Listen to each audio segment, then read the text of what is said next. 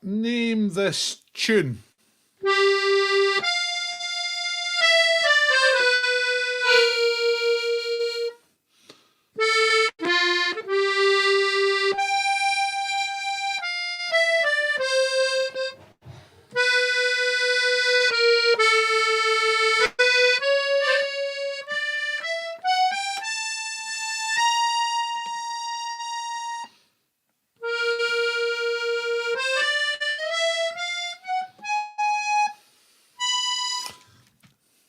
It's Star Trek, that's right, yeah. Wicka, wicka, wicka, right. Heather's got that right.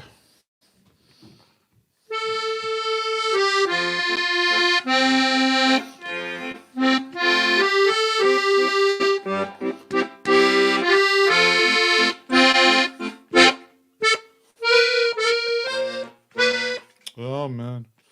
That was going quite well.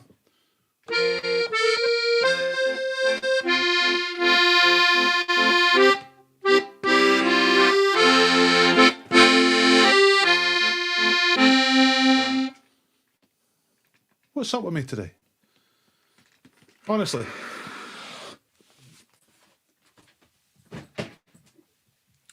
It's funny, isn't it? How it goes in little runs. You know, like recently. Oh man, my microphone's sorted out here. Can you hear me okay? You know, I mean, you must be able to literally hear me because you can identify the tunes. I'm going to get better at Star Trek because it's a really nice tune. I don't care about Star Trek, but it's a nice tune. Let me just do this. Okay. All right. Why is it so massive? Because I'm not set up properly. Hello, everybody. I'm Dr. Paul. I'm about to do a pub quiz. If you've not been here before, you'll really enjoy it. It's great fun. And it's nice and easy. Easy going. Yeah, thank you. What have I got to tell you? You don't really need to get a pen and a bit of paper. That's all you need to do. Make sure you share. Hit the share button right now and share it out with people. Tell them you're about to do a quiz. And invite your friends. You can play with them or you can play against them. It's fine. You can win prizes here tonight. And that's got nothing to do with the quiz, which is great, if you know what I mean. What am I doing? I have to find my other Google window. All right, here it is. My other Chrome window. Right, okay, so Heather, I've kept Heather's comment up there to remind me who got that question right. So it was Heather. Heather correctly identified that I was attempting to play Star Trek. Okay, so I can take that off now. Hello from the Fabians. Let's say hello, everybody. Hello, Triangulation. Hello, Mr. Doyle. Hello, Janie. Love a bit of Star Trek. Yeah, I mean, like, you know, I would watch an episode of the old Captain Kirk stuff. I tend to think that stuff in the 60s was kind of peak for me. You know, science fiction in the 60s was kind of peak for me. 60s and 70s. Because it was kind of, it was humorous, you know. And then suddenly science fiction, outer space stuff became all kind of serious. I don't like serious stuff, you know. Well, depends, but usually not. Hello, Gary. Hello, Mr. Hogg. Thank you. Aye, yeah, he was. He knew when to play the wrong note, you know. For the comedy, that's the thing. Hello, cheese worshipping French friends. Hello, across the channel. I'm pleased that you have taken time out from caressing poodles and wearing men's perfume to come and play the quiz. Thank you. Okay. What am I trying to do? I was pretty organized. And then I'm not organized. So there's not much I can do about that. Let's just focus, get organized, we'll be fine. Right, okay, so I've got to press a few buttons here. And then once that's up, then we'll be fine. So here it comes. Here's the quiz. Hooray, there it is. It's a thing that says, Monday, Wednesday, Friday, 7 o'clock, and Friday at 9 o'clock. So that's just telling you when the quiz is on. Today is Monday, it's 7 o'clock, so let's quiz. Now then, give us a share. I've asked you to do that already. Thanks very much if you have. Appreciate it. Live quiz starts soon. Really easy to play. Most of you know this already. Answer the questions as they come up. It's usually 5 questions per round. You mark yourself after each round. After each round, I'll give you the answers and you mark yourself. So you have a little bit of thinking time. And don't shout out answers in the chat, all right? Because everyone's just trying to answer the questions. So, give people the space to do that. The exception to this is if I'm specifically asking a shout-out question, a first-to-answer type question. And if that happens, and if you answer first, then you get your name on the wheel, which is the wheel of names, and that's where we find our prize winners later on. Last time, all over the shop. Cross Borders are our top sponsor tonight on Mondays. They are a booze company based down S Bank near Dalkeith, and I'm going to send you some nice beer in the post if you're if you're our top winner tonight. You get a beer. Here's some previous winners. There's Mr. Doyle. There's Tim. Checking it out, beer style.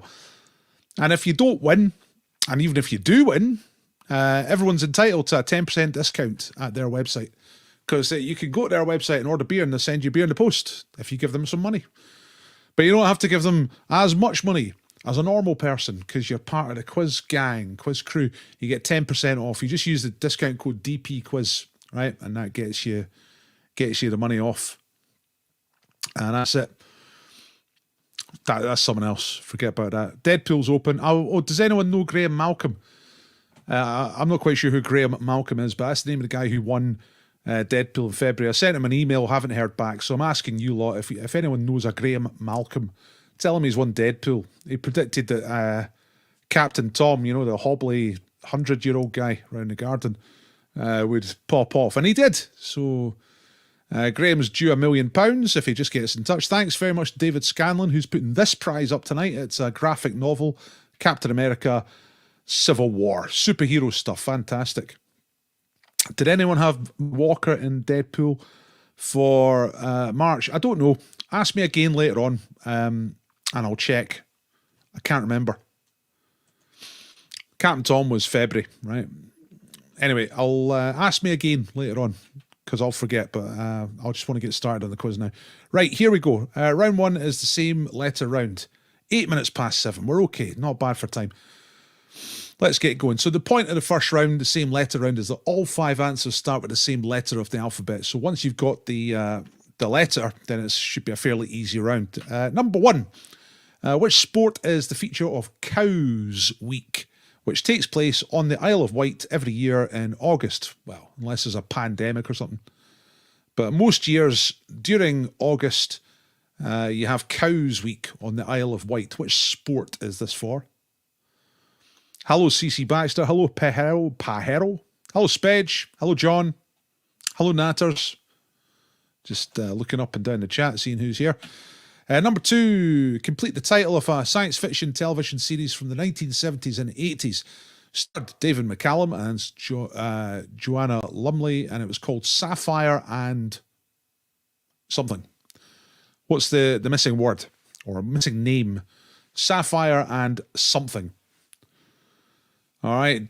David McCallum and Joanna Lumley were the stars. What was the name of the show? Hello, Connelly. Hello, O'Cats. Number 3. If a fashionista, is talking about her Jimmies or her Manolos, probably in that accent, what does she mean? What's she talking about? What clothes or apparel or stuff you wear can be Jimmy's or Manolos? This is a one-word answer, all right? It's like nicknames for brands, but what's the type of thing that she is talking about? One-word answer will sort you out. Number 4, in the same letter round, remember all the answers start with the same letter, H2SO4 is the molecular formula of which acid, which is also known as vitriol? Hello, Mr. Scanlon. I was just talking about you because you got another fantastic graphic novel given away tonight, which means, see, what David's done is he gives away a prize and he's prepared to send it out, but that means that David's on the wheel. Put David on the wheel, you see. So if anybody else wants to do that, you get in touch. Let me know. And number 5, last question in this round, the same letter round. Which word describes a light baked cake made with egg yolks and beaten egg whites, whose name comes from the French for puff up? If you know what I mean. So the French people will know this, surely. It's a food question, right? So it's something you can make. A light baked cake made with egg yolks and beaten egg whites. Comes from the French word for to puff up or puffed up. Hello, Brian. Don't shout out the answers in the chat, please. For these, all you do is you just write them down, and then after each round, I'll tell you the answers, and you can mark yourself. Right, that's how we do it. So thanks very much. The thing, that's it. Janie's doing the job there. You tell us when you're ready, okay? And then when I see enough people are ready, then I can go on to the answers. You know what I mean? Now, most of you will have got that. I'm just going to recap these first 5 questions quickly, just so you know which is which. So which sport is the subject of Cows Week, or the feature of Cows Week? It's on the Isle of Wight every August. Number 2, Sapphire and Something. What's the missing word? It's a TV show from the 70s and 80s, starring Joanna Lumley and some bloke. Number 3, a fashionista, someone who's big into fashion, is talking about her jimmies or her Manolos. What part of her outfit is she talking about? Thank you for telling me that you're ready, everybody. H2SO4, what's the acid? Also known as vitriol. And, no worries, Brian. And to puff up, or puffed up. In French, that's a French word, but it's a word you'll know. It's a word we use to describe this type of thing. A light baked cake. And it is quite sort of puffed up, if you do it right anyway. Oh, I'm being picked up on a typo by Marion, saying I'm missing an S from fashionista. Let's have a look at that. Fascio. Oh, you're right as well. Nice one, Marion. Well spotted. Right, you know the deal. If you spot a mistake on the slides, which Marion just has, and if you spot it before I spot it, and if you're right, then you get your name on the wheel. So Marion has just earned a spot on tonight's prize wheel, which is nice. Nice thing to do quickly in the first round. So she could win the beer just for spotting that little mistake there. It's good for me. Keeps me right, you know. It makes me sort of determined to try and catch all the errors. What's that? Oh, Lorna's saying that Sally said it ages ago. I spotted it ages ago. Well, the other main rule is that if it's the first comment that I see, that's the one, right? I'll go back a little bit. Yeah, you're right enough. I can only go back so far. In this case, I can go back enough for Sally Happy Gang. So I'll put Sally on the wheel as well. I'll keep Marion on because that's the first one I spotted. Because I can't look in 2 places at the same time, you know what I mean? See when this is massively popular, when it takes off. I mean, it's been threatening to take off for a year. But see when it gets really popular, I'll have a guy and he can like scroll through them. But that's going to cost money, isn't it? Right. Okay. Telephone feedback occasionally. Thank you, Spedge. Let me just... What, like the da-da-da-da-da-da-da noise? Is it that sort of thing? My phone's charging up. I'll just stick it over there, away from the computer, just in case that's got anything to do with it. But I think it's okay. Right, okay, come on, get on with it, Paul. Get on with it. Here we go. Time for the answers. So let me have a look. Did you get the letter? That's the main thing. That's the main barrier to success in the first round. Did you get the letter? Yes, you did. Of course you did. Letter S for sunken treasure. Woo! All the answers start S. Here are the answers. Right. So sailing. Cows Week is sailing.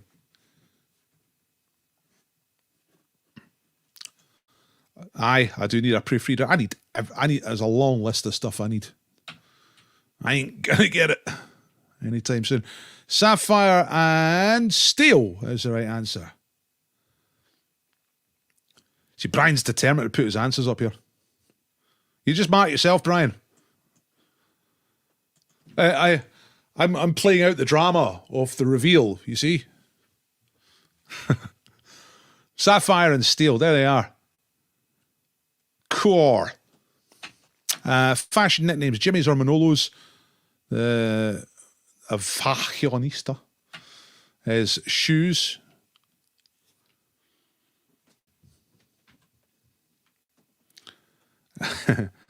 H2SO4 is sulfuric acid. Yeah. Hi, don't worry, Brian. It's all right. It happens sometimes when people are on first time. They like to shout out answers. To puff up, that is your souffle. All right, there it is. Well, you got any souffles left, mate? You've run out of souffles yet? You still got souffles? And here we go. So 10 out of 10 if you get them all right, because it's 2 points per right answer. There are bonuses. If you're a subscriber to YouTube, you add 2 points. Bang! Like that. If you're not a subscriber, please subscribe right now. If somebody on your team manages to share the quiz tonight, hits the share button by the magic of social media, puts it out to your 20,000 followers, or 1 follower, or 6 followers, however many you got, you get plus 1 point on your score. And if it is your birthday, add a point on for your birthday. Let me know if it's your birthday. And here are all the answers together. Sailing, steel, shoes, sulfuric acid, souffle.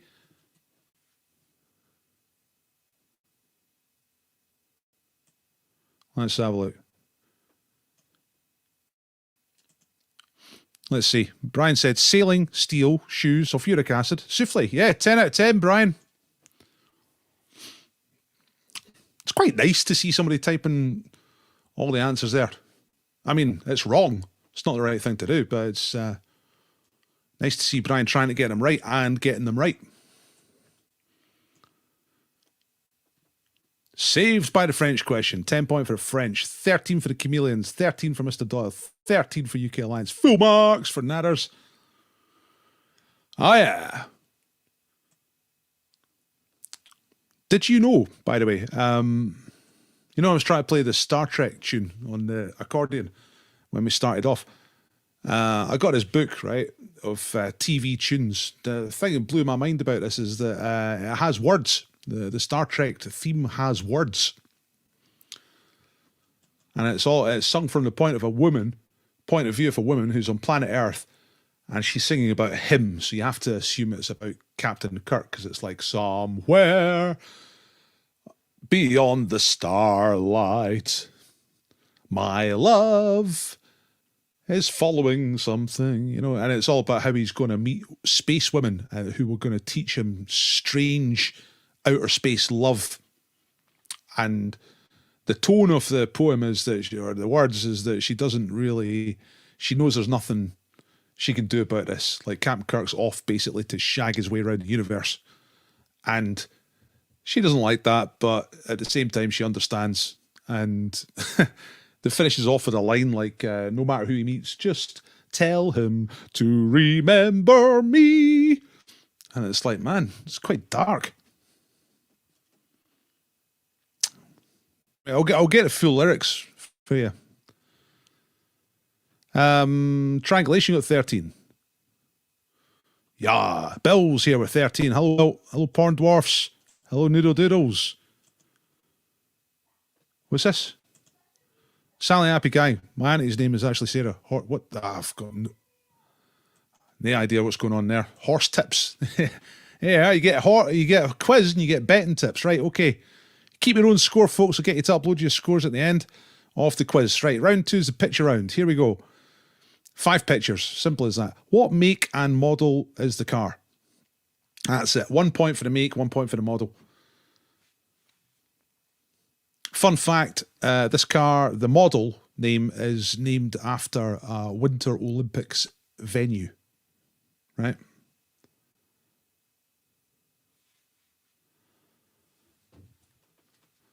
I should think of a bonus question to ask you to get someone on the wheel of prizes related to the first round.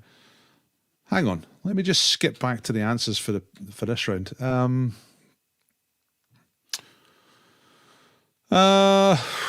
Right, what's the chemical formula for another type of acid? Hydrochloric acid. I don't know. I'm gonna have to look it up. But whoever can, if you know it, type it. If you don't know it, look it up and type it. Whoever gets it in the chat first is the winner. Let's have a look. Oh, is there? Oh God, maybe there's not. Is there no answer for this? Ah, for God's sakes! See, bloody scientists. HCl.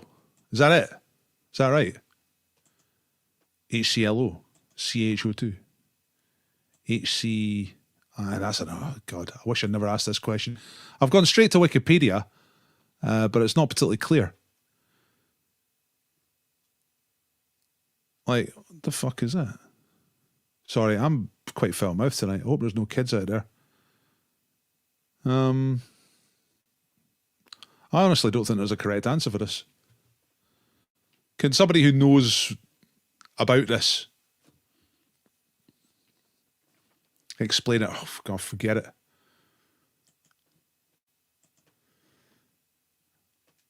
I'm going to move on. Let's just do the picture round, right? I'll do two wheel things for, like, the sulfuric acid page. It goes right. The first thing it tells you is H2SO4. That's it.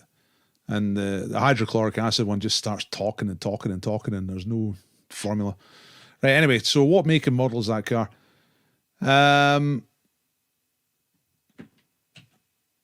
Gunman. Name... Oh, Jesus. Right, you don't need to proofread this. I can see the error here. That's completely and utterly wrong. Oh, what the hell happened? I typed this myself earlier on. Hang on, everybody. See, if I was my boss, I would sack me right now. Just a second.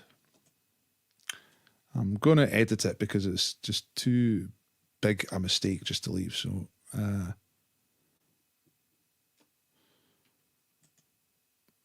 I've done it in the answer one as well. I had a different question there.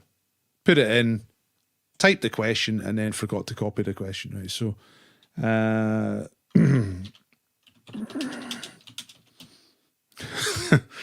we go. There's this. A nice simple edit.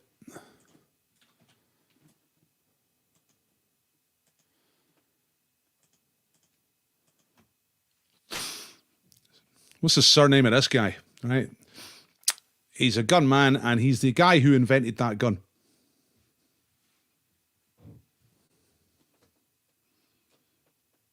No, I'm having a great day. I mean, like, it's funny. I'm making tons of mistakes, tons of really bad mistakes, and it's not really getting me down today, to be honest. I'm a tiny bit annoyed, as you would be, as you are when you make mistakes on your own thing. But no, I feel kind of buoyant on the inside. I feel okay.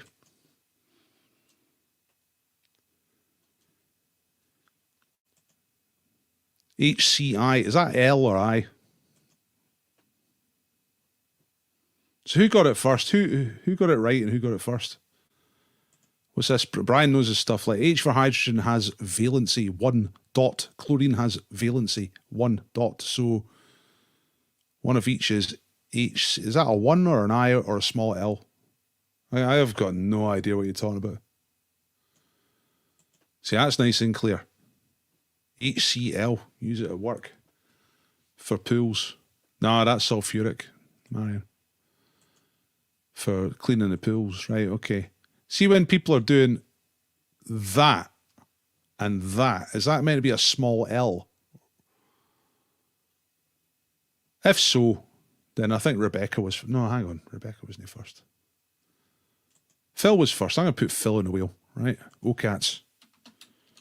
1, because I like OCATs, and 2, because he was the first to say what most people are saying. So that tidies that up. Right, let's move on. Which human rights organisation uses this logo? Thank you.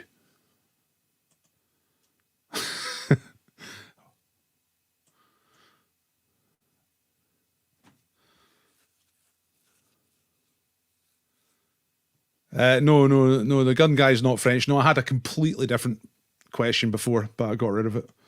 But kept the question on the thing. So just a really awful edit. I totally checked this as well. I looked at that. I proofread it myself half an hour ago, and I was thinking, aye, everything's fine. Smooth old Yank. Who is this smooth old Yank who was a huge music and movie star until his death in 1977? That's question number 4. So who's that guy, basically? Top entertainer. Massive star in music and film. Died in 1977. So, you know, his heyday was in the middle of the 20th century. And number 5, which country can be seen in this image? Iran, Mexico, or Spain? Now, it's not the only country in the image, but which one of those countries can be seen in this photograph from space? Iran, Mexico, or Spain? All countries that Scotland has defeated at football, apart from Iran and Mexico. We've beaten Spain. I don't know if we've ever beaten Mexico. Not sure. Definitely beaten Spain. I don't know if we've ever played Iran apart from 1978, 1-1 draw. And Mexico, I just genuinely don't know. Right.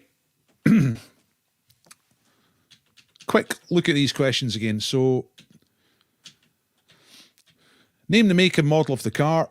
The clue was that the model is named after a resort, a Winter Olympics venue, a town that hosted the Winter Olympics.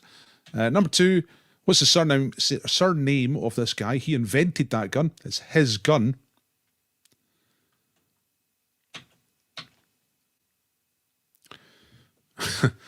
Name the organisation who used this logo. Some you've all heard of. Number 4, who's this guy? Died in 77. Curse of Bowie noted. And which country can be seen in this picture? Okay. Everyone tell me you're ready? That's good.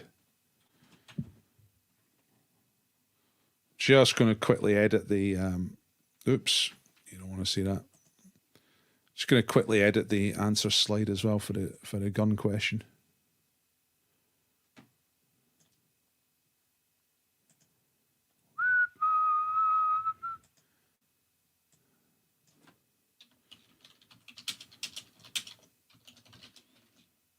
Okay.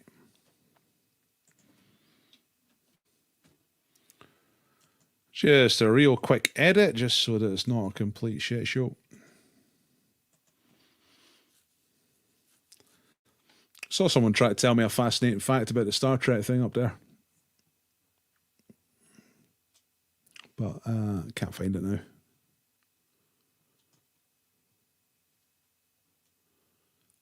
La la la la la la la la la.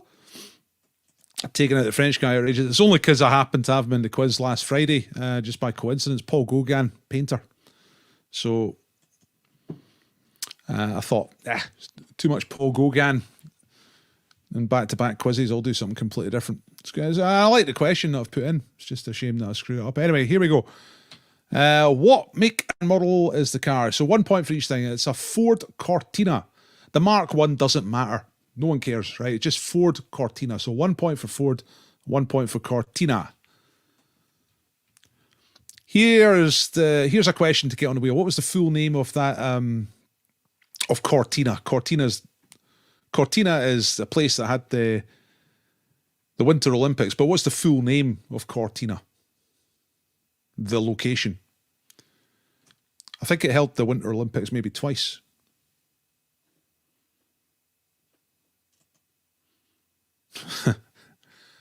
Man, car people. Wah! Aye, that's not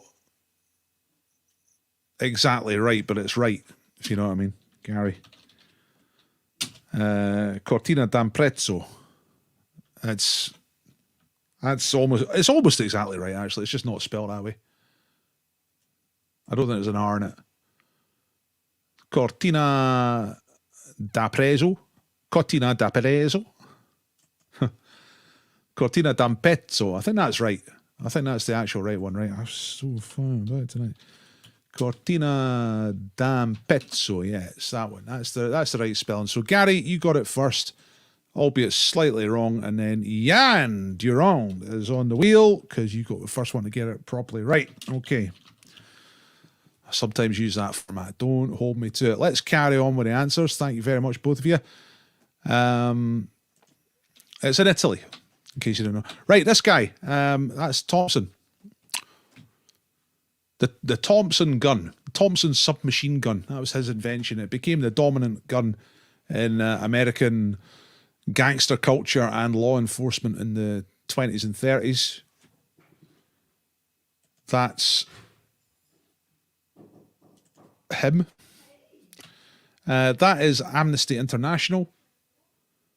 You knew that one, yeah.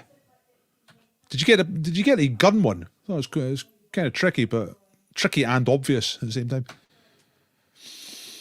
Who's this? It's Bing Crosby. Bing sings and Walt Disney. You know that one. I think someone was telling that joke up the thread. And the last one here, what country can be seen? I'd be interested to see roughly what percentage if you got this right. Iran, Mexico, or Spain. The answer is Spain. So you're looking at the Straits of Gibraltar, right there. That little sticky out bit is Gibraltar itself. All this mass to the left, the middle left, that's all Spain. Down here on the right, that's Morocco. All right, you see it?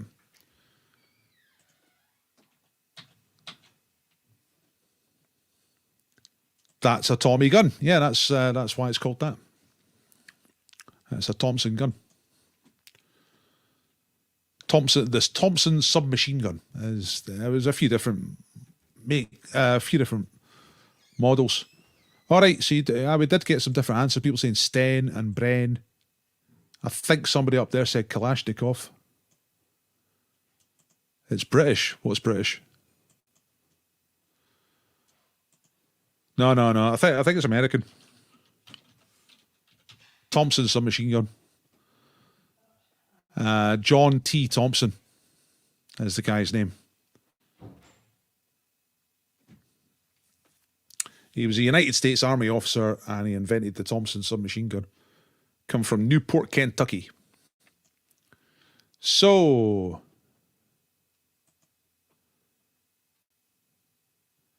all right. That's one of these questions where I didn't really think how many possible different answers there were. Gatling gun.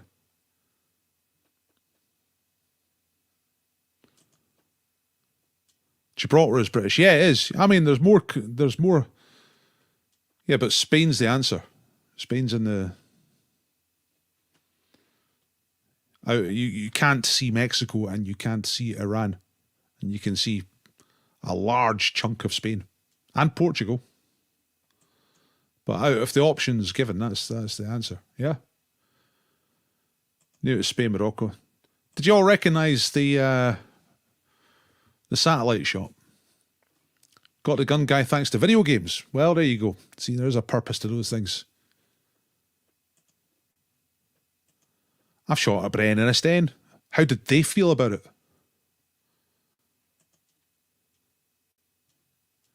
Is that right? I didn't know that. I didn't know Bren stood for British Enfield Rifle. Is that right? I'm not a big gun fan.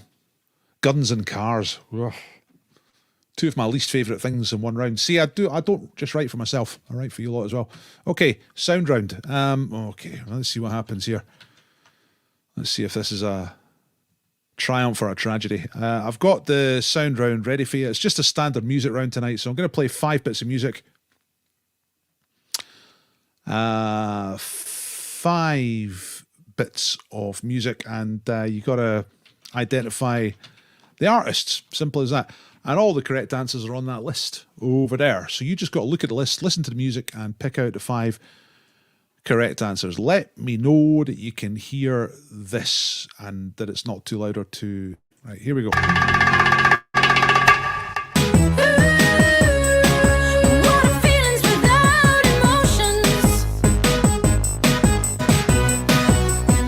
going in for the kill.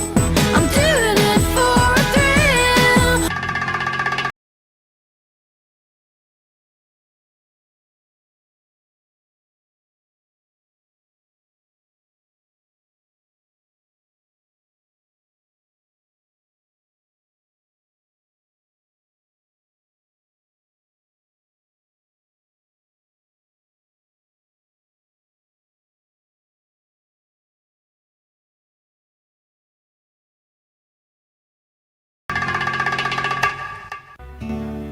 don't matter to me if your searching brings you back together with me, 'cause there'll always be an empty room waiting for you.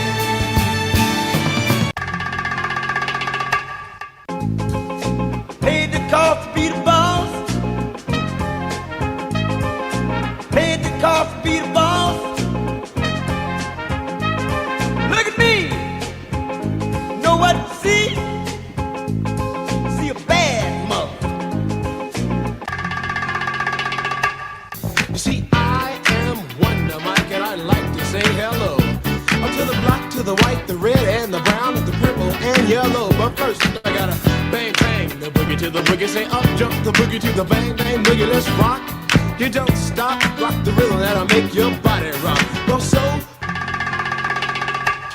Well, there we go. That's the music round. Okay, thanks very much to everybody letting me know it sounds okay. Janie and Natters and Spedge. I'm playing one more time for you. All of the correct answers on that list. So here they are one more time, and then tell me when you're ready, okay? Don't tell me any answers, but tell me when you're ready. Here we go. Whoops. Here we go.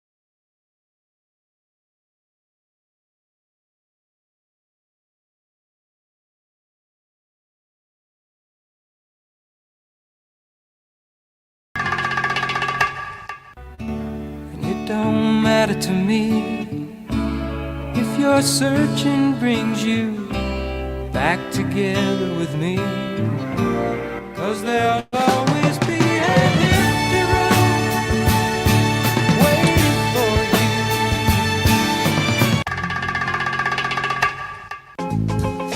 Paid the cost to be the boss. Paid the cost to be the boss. Look at me. Know what to see? See a bad mother. You see, I am Wonder Mike, and I like to say hello. Up to the black, to the white, the red, and the brown, and the purple, and yellow. But first, I gotta bang, bang, the boogie to the boogie. Say up, jump the boogie to the bang, bang, boogie. Let's rock. You don't stop, rock the rhythm that'll make your body rock. Well, so... Okay, that's the music round. That's it. Pass off without a hitch. My sound's not working perfectly, but it's good enough for this. It's working for this. That's good. Here we go. Here are the answers to the sound round. 2 points for each of these. So number one is La Rue. In for the Kill is the name of the song. You don't have to know the name of the song. Just La Rue is enough for 2 points. Connolly saying off to see Band 2 in December. Who's Band 2? It's the Human League. Yes! I wonder if that'll be any good. The Human League in the year 2021. I mean, it's like 40 years, isn't it? Good luck with that, Connolly. Number 3 is Bread. The best band of the 70s. Number 4, James Brown. Paid the cast to be the boss. And number 5, Sugar Hill Gang. All right, original rap boom bap.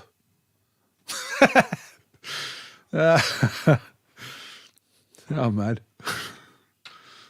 that's it. Spedge, you're on the wheel. It's the first person to make me properly laugh out loud tonight. That's ridiculous. I completely disagree with you as well. Love the Human League. Absolutely amazing. But I don't know why that the tone of that comment just makes me laugh a lot. So you're wrong, but you're on the wheel.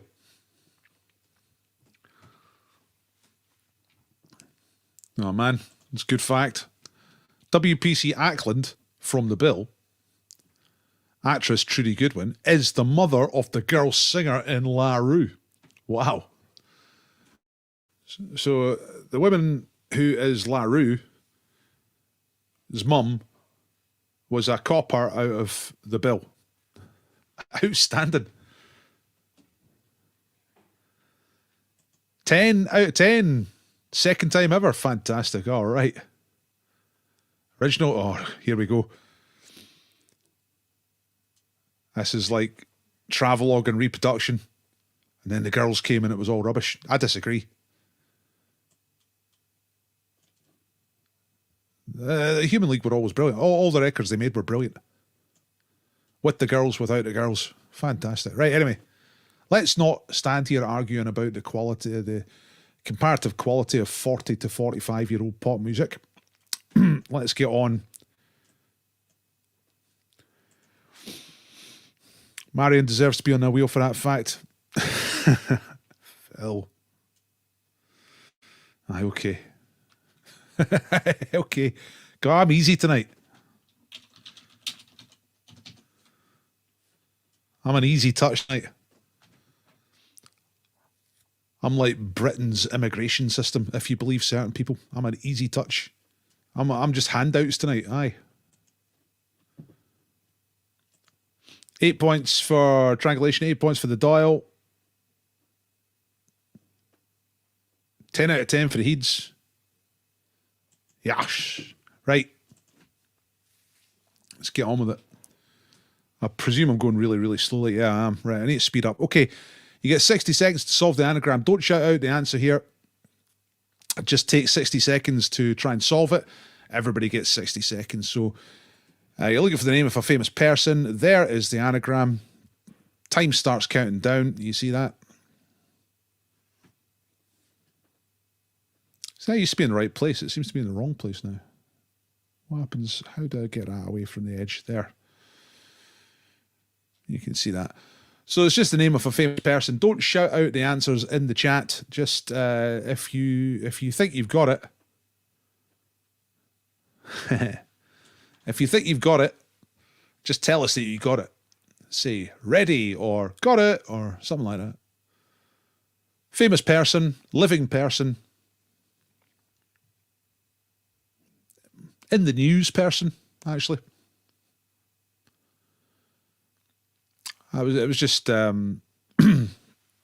coincidence that this person happened to be in today's news bulletins. I didn't really plan it that way. Okay, lots of you have got it. Time's up. 3 points if you have solved this before I show you the answer. 3 points if you said Beyonce Knowles. Excellent. Add 3 points to your score. Right, let's crack on. I really need to speed up. So, team of the day, forget about it. No team of the day tonight. Right, Blanco. Here we go. We're staying with music, sticking with music, right? You got to find 7 wild animals and 7 pop songs spread throughout the decades of pop music. Okay, so there are 7 animals behind the blanks. You just got to find them. Don't shout them out. Just write them down. Take a few minutes. They're all wild animals. They're all different. And you can see where the song got in the charts. So I'm a Something got to number 9, and it did that in 1968. That's how this works. Okay, so all you got to do is find the missing word. Ride a White Something got to number 2 in 1970. The Something Sleeps Tonight. That was a big hit. Number 1 in 1982.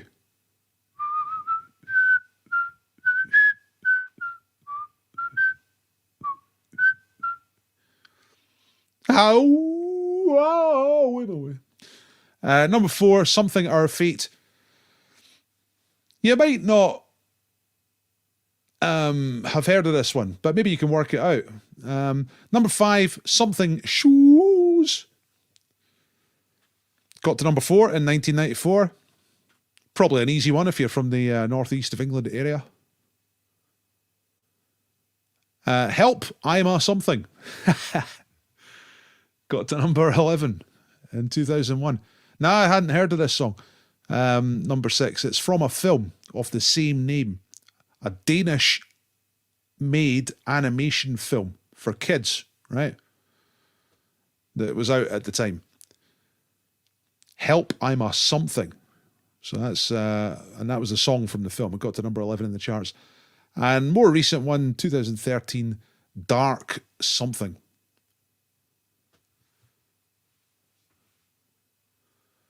And that is, I'll tell you who that is. That's a Katy Perry song, right? We'll give you a couple. I'll try and give you a couple of clues for each. Tell me if you're ready. A couple of you are ready, yeah. So I'm a Something. That's a female solo singer.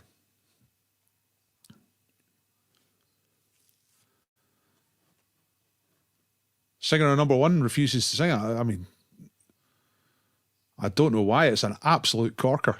I love it. It's a great song. Ride a White Something. That's like that's a band. It's a glam rock standard. The Something Sleeps Tonight. This is probably, yeah, well, it is the biggest hit on the list because it got to number 1 and the others didn't. Huge hit. It wasn't original. Original was a much older song. I don't know if it was Bert Kempfert that... Nah, Carl Denver, maybe, was the first version. With a different name. Lots of shouting. Something Our Fate. You might not have heard of this song. I hadn't, but you can work it out. What wild animal fits into there, okay? Something Shoes. Easy if you're from the northeast of England. It's nothing to do with the animal. It's to do with the singer. And Help, I'm a Something is a Danish animation film. The song from, same title as. And Dark Something, that's by Katy Perry. So there you go. Mr. Doyle knows them all. We're a little bit slower with the others saying that you're ready, so I reckon you're having a think. Oh, I'll take that off so you can see. Let me know when you're ready. We're probably going to run over time tonight. Oh, you never know, actually.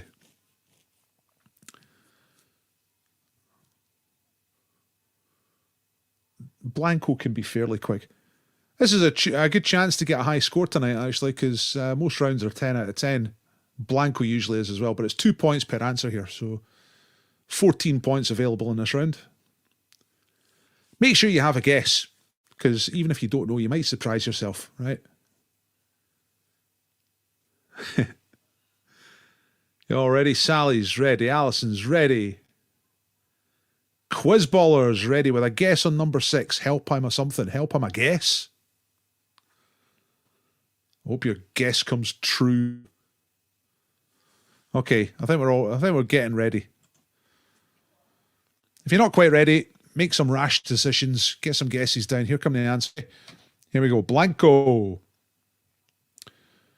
Right, number 1. I'm a Something. Got to number 9 in 1968. I said it was a female singer. The female singer in question is Lulu, and it's I'm a Tiger. I'm a tiger, I'm a tiger. I'm a tiger, I'm a tiger. Rawr, rawr, rawr. It's the instrumental that's good in that. A big banging brass band instrumental thing towards the end. 2 points if you said tiger. Right, okay. Number 2, ride a white swan. Which you can't do. Swans are too small to ride. So a kind of flight of fancy. T-Rex, that is. Mark Bullen and so on. The Lion Sleeps Tonight.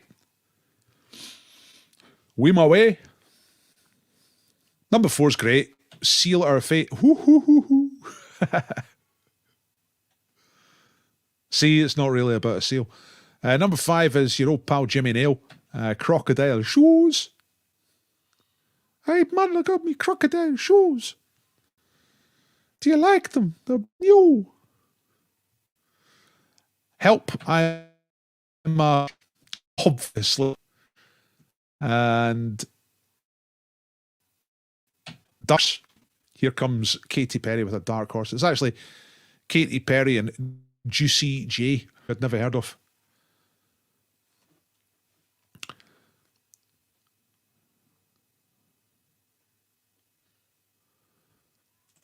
Typo. Number 6 should be help, exclamation mark. I'm a fix. You know, I think you could well be right there.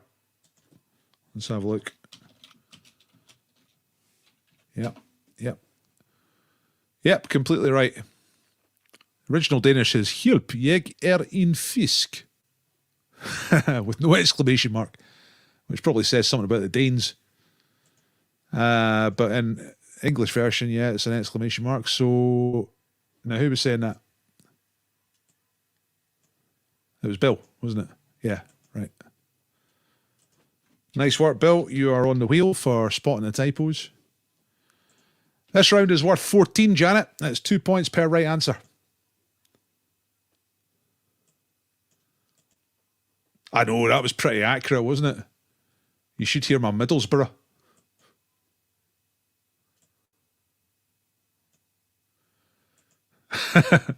Oh no. Rolling downhill. Why is it when I'm in the middle of doing a antivirus stuff popping up, you know what I mean? Went with help, I'm a rat. Yeah, it's a reasonable thing.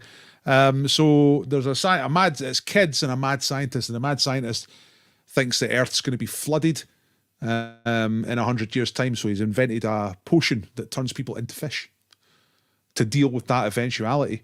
But of course, the kids get a hold of it and turn themselves into fish. Sounds great. I've never seen it.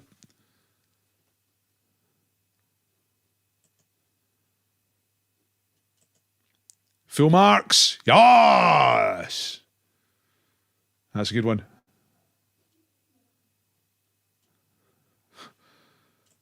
I don't think he was being entirely serious, to be honest. I think my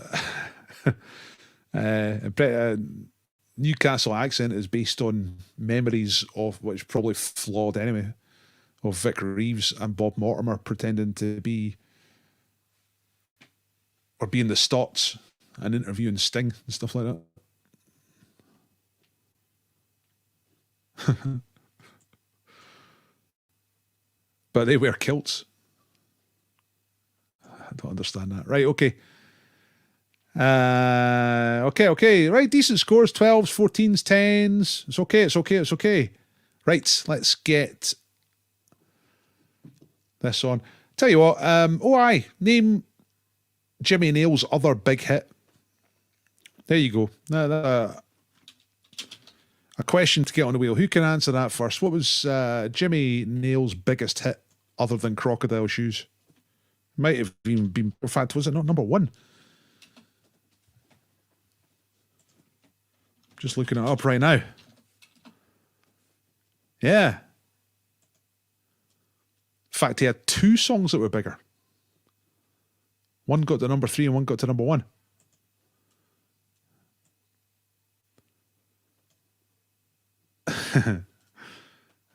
She's lying. Right, that's definitely a line from it.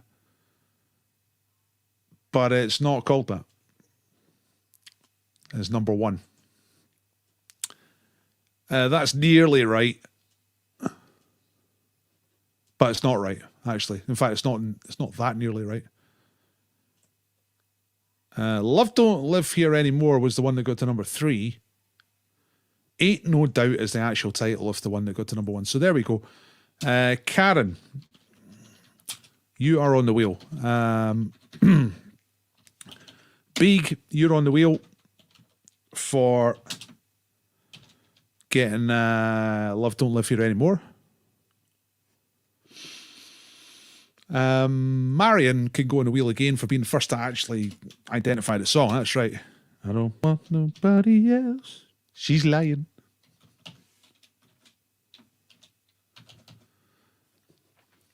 That was the refrain in it. She keeps on going. She says a line, and he goes, she's lying. Spinda. Great stuff. All right, let's get on with it. See, I was going quite well, then I've slowed down. Right, guinea pigs. 50-50 round on guinea pigs. Thanks very much to Katrin for suggesting this as a subject for the 50-50 round. It's guinea pigs. How about that? Here we go. He didn't write "Love Don't Live Here Anymore." That's that Rose Royce song, but I don't know about She's Ain't No Doubt. Ain't No Doubt. Guinea pigs. Fantastic, aren't they? Look at it. Here we go. Right. Number one, what is another word for a guinea pig? Cavey or a dory. So this is a word that guinea pig owners use themselves. They call them cavies or dories. What does she pretend? Oh man, so good. That is a great song. Crocodile Shoes is a good song. It's 3 great songs. 3 top 5 hits. And that was Jimmy Nail, roasted and done.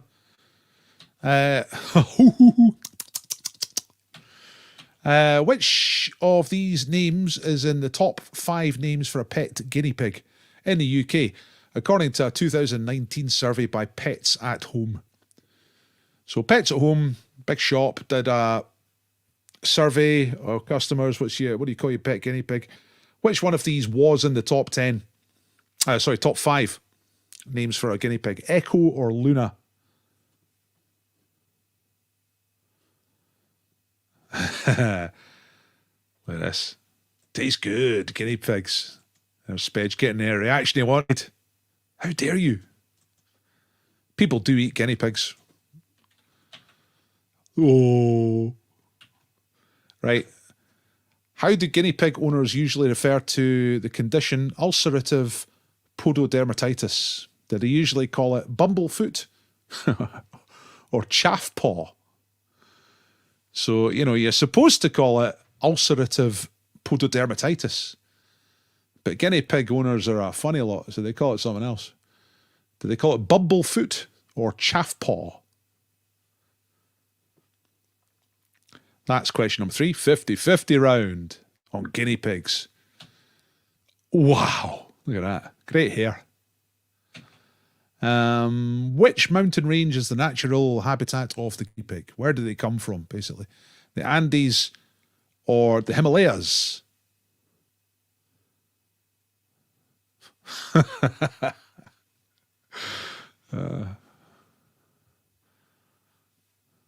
Laughing at Bill's teaspoon comment. And the last one here, number 5. Oh, look at you. Would you shake hands? Superannuation. What is the oldest guinea pig ever according to the Guinness Book of Records? There's an online one that claims to be older, but according to the Guinness Book of Records, properly confirmed, what's the oldest guinea pig they know about? Is it 4 years old or 14 years old?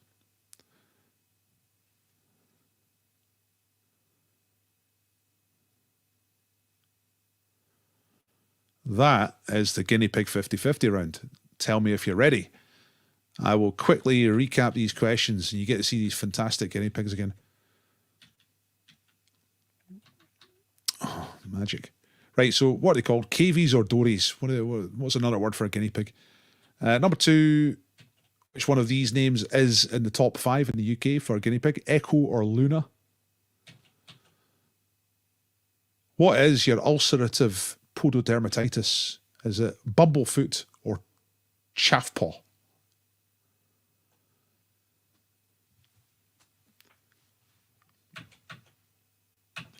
Which mountain range is the natural habitat of the guinea pig? The Andes or the Himalayas? Where did they come from, basically?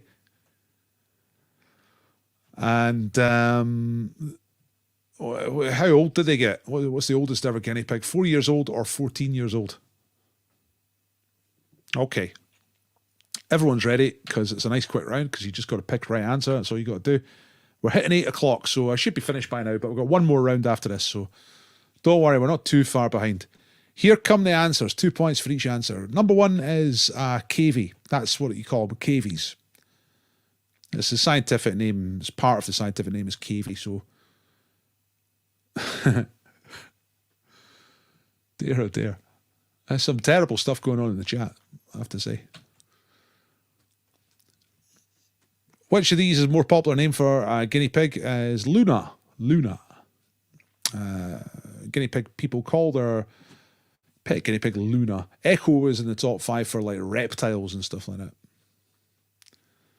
Number 3, ulcerative pododermatitis is bumblefoot. I found a really awful picture of that and I'm not going to show you it. But basically just get big lumps on their feet from running about on cages. You give them a flat surface. I'm learning all this stuff, you see. Which mountain range is the natural habitat of guinea pig? It's from South America, so the Andes. They live up the Andes. In the footsies of the Andes. And the oldest ever guinea pig was 14, nearly 15. There's an older guinea pig claims to be with its own page on Facebook, although it's dead now. The page just stopped a few years ago, according to what I found today. And that might have got to 16 or 17, but most guinea pigs don't make it. You know, old for a guinea pig is 7. You know, sort of top end. 14's pretty unusual. Anyway, what did you get?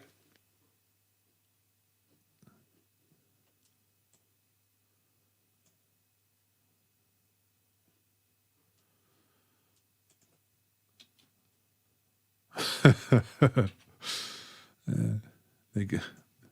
had to read that about 3 times to see what you were saying. The Guinness Book of Records. Brilliant. Right, KV Luna, Bumblefoot, Andy's 14 years old. You'll never see those 5 answers together again in the answers for a quiz round.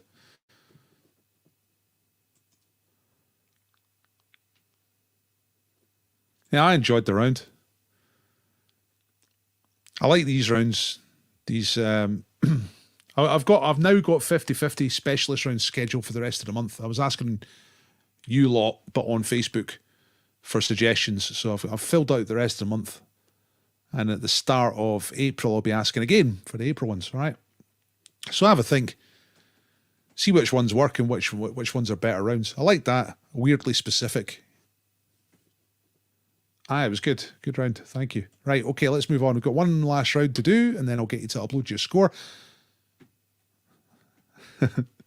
Spedge doesn't he like guinea pigs? I know what you're saying about eating them. One of the things I found, which I didn't make into a question, was they got a cathedral in Cusco, I think, in Peru, and they got a picture of the Last Supper.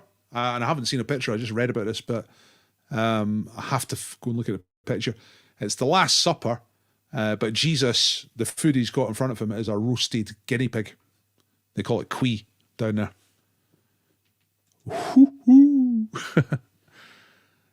I could make chess. I mean, yeah, I could make it accessible, I think. Right, anyway. Here we go, double or bust. Do you understand the double or bust round? The bubble or bust? The bubble or dust. That's good, actually, bubble or dust. You get 4 points for a right answer, so that's double. Make you a big bubble if you get double. But if you put a wrong answer in this round, you go bust. You get dust. You know what I mean? So it actually works both ways. So the ones you answer, you get 4 points. If you don't answer, nothing bad happens. You don't get any points. But if you answer and get it wrong, that's where you get bust. You get 0 points for the round. So you have to decide which ones you're going to answer. Okay? Right. Question number 1. Which TV celebrity, hate that word, has been both European champion of the board game Monopoly and a Conservative MP for Chester? So there's only one guy who's done both of those things. Being European Monopoly champion, the board game, and also been the Conservative Member of Parliament for Chester. And TV celebrity is also radio. He's always on Radio 4. Being witty, or sort of what passes for wit on Radio 4. Number 2, what is the name given to that should be Austrian pastry, or an Austrian pastry, that literally means whirlpool or eddy?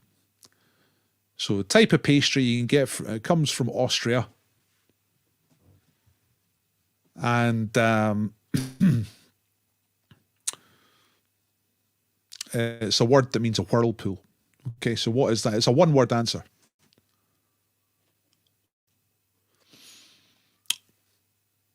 Yeah. Let it slide. I mean, I don't really care about politics mood these days, to be honest.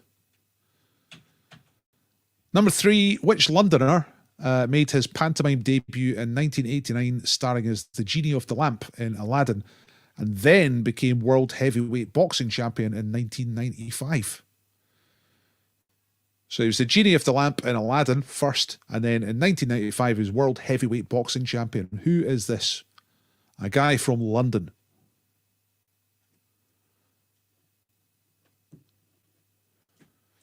Side tables.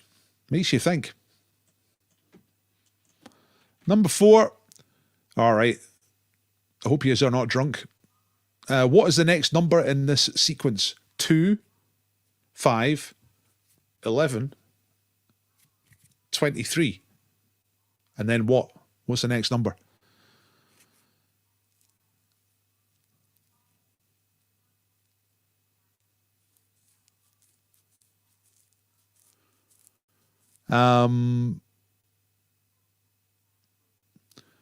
I'd write those down if I were you, if you haven't already. 2, 5, 11, 23. What comes next? Unless you're one of these genius type people who can just see those things. I'm really bad at these things. 2, 5, 11, 23. What comes next?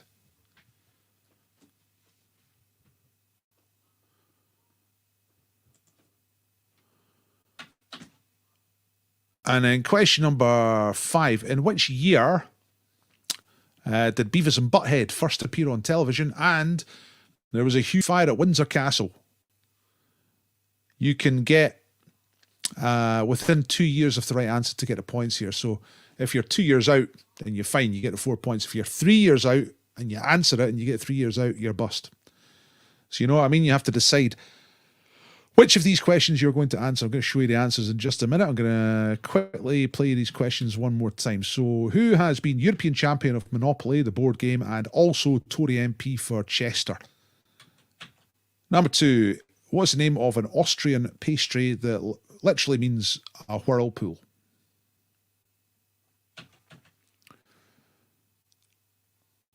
Happy birthday to Patricia Scanlon for tomorrow. Happy birthday to you. Happy birthday to you. Happy birthday, Patricia Scanlon. Happy birthday to you tomorrow. Who was Genie of the Lamp in 1989? And then World Heavyweight Boxing Champion in 1995. Who was that? Someone you've probably heard of. Still famous. What's the next number in the sequence? 2, 5, 11, 23. And the last one is the year. So Beavis and Butthead were first on television, and there was a great big fire at the Windsor Castle, and it made the Queen sad. First on UK, no, just on any television. If you're talking about Beavis and Butthead. David, see if I'm ever asking a question about when's a film released or a record released or first on.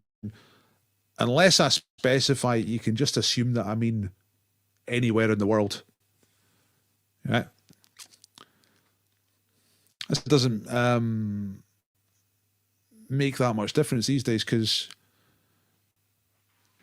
when I was growing up and when some of you were growing up, there used to be quite a difference. You know, a film would come out in America and it would be a good few months before it came out in Britain.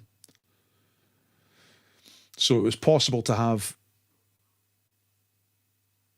you know, for us to think that a film was a 1984 film, but it was actually came out in 83 in the USA. So it's just whenever it's first released, usually, for those dates. Right. I'm about to show you the answers. Before I show you the answers, ladies and gentlemen, I'm just going to remind you that I'm doing this for tips, all right, in the hope of getting some tips. I see some bars are coming out. That's good to see. Good to see the bars coming out. Hopefully might get some tips as well. That's my perfect night. Buzz out and a load of tips. That's my ideal Monday. Nah, it's gone too far. Big. Nah, you got to have a point. You got to have your birthday on the day of the quiz. for a point. That's a rule. It's always been a rule. I used to do it in the pubs as well, and it was a strict rule. A good reason for that. So I put the link to the donation thing in the chat. It's also in the description underneath. So if you think that this has been worth a couple of pounds for your old pal Dr. Paul, keep the family alive. You know, the girl needs food. She's 11. Then I really appreciate anything that comes in. I really do appreciate those who tip regularly. Thank you very much. And those who have tipped in the past. And I know not everybody can, because it's not just difficult for Quizmasters at the moment, it's difficult for a hell of a lot of people. Hopefully it's coming right the next couple of months, you know what I mean? Right, here we go. I'll tell you some answers. It's 12 minutes past now. I've gone way over tonight. Okay, Tory MP and a Monopoly champion. It's got to be Giles Brandreth. Right, 4 points for Giles Brandreth. There's the exact moment when he realised he was a Tory.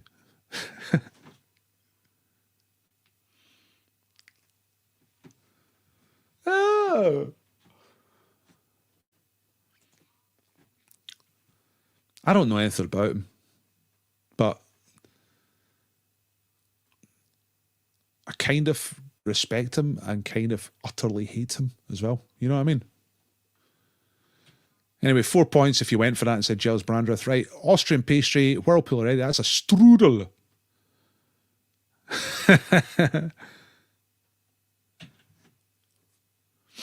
You gave a birthday point once for a 1-year-old. Well, that's kosher. That's fine, because I don't care how old the people are as long as they got a birthday.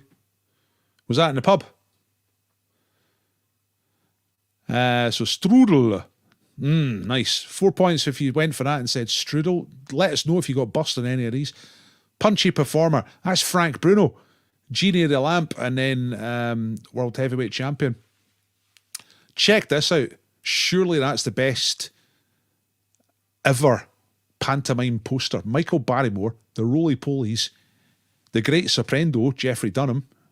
Well, in fact, they spelt his name wrong. It's not Durham, it's Dunham. Doobie the Duck, and Frank Bruno, and some smaller names. Amazing. Next number in the sequence, put you out your misery, it's 47. You take a number, double it, and add 1. So 2, you take that, double it, it's 4, add 1, so it's 5. Double 5, 10, add 1 is 11. Double that, you get 22, add 1, it's 23, and so on. So double 23 is 46, add 1, it's 47. Sorry for that question. I would hate that question if I was doing a quiz. But maybe you liked it. I don't know. See, I'm trying to get out of my comfort zone. And what year? Beavis and Butthead on telly and a great big fire at Windsor Castle. Queen cries. 1992. So did you get close enough? Did you get within 1990 to 94? If so, you are close enough to get the 4 points. If you're outside, then you bust. And of course, like all these questions, if you left it blank, nothing bad happens. So did anyone get bust?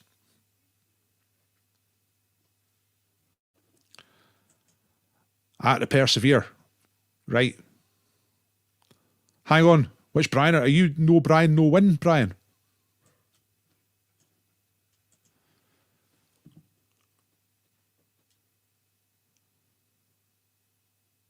Hey. The balls are being celebrated by Jango those balls, Mr. Edge. Jango those balls. Full house. Full house. Oh, some good scores tonight.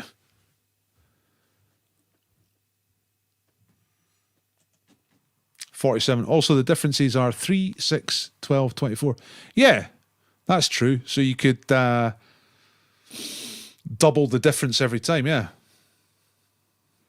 True. Is it true, actually? I'll take your word for it. However you worked it out, the next number's 47. Grocko's on fire. 72 points.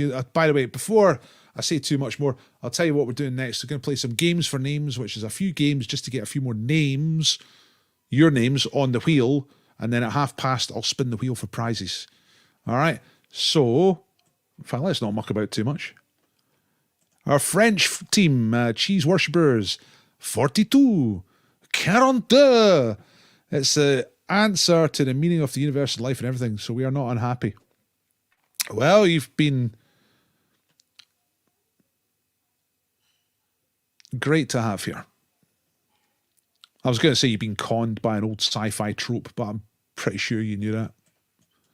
42.